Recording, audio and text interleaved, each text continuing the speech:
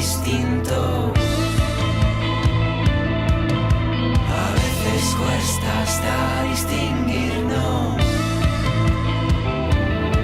pero el viento me ha dicho que no lo dejemos escapar, que esto es algo que sucede una vez y nunca más. Y he dicho que yo no lo dejaré escapar, que esto es algo que sucede una vez y nunca más.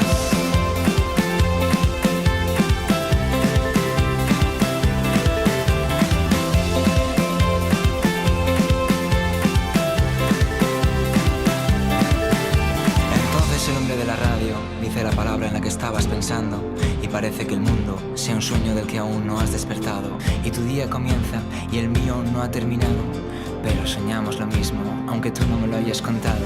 Y vienen a vernos de otros países, han visto en la prensa que es algo increíble, que hayamos desafiado la ciencia haciendo real un amor imposible. Algunos se van aplaudiendo, otros dicen que han perdido el tiempo, pero todos al llegar a casa acaban diciendo: en el fondo no somos tan distintos. A veces cuesta hasta distinguirnos,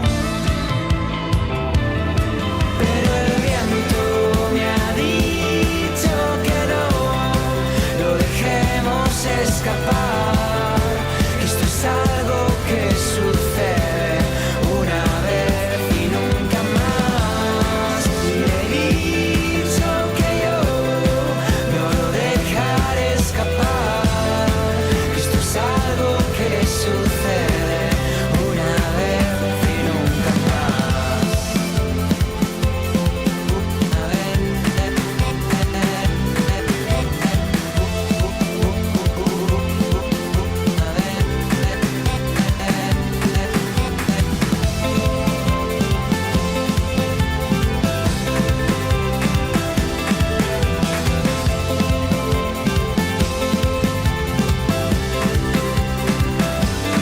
Pero el viento me ha dicho que no,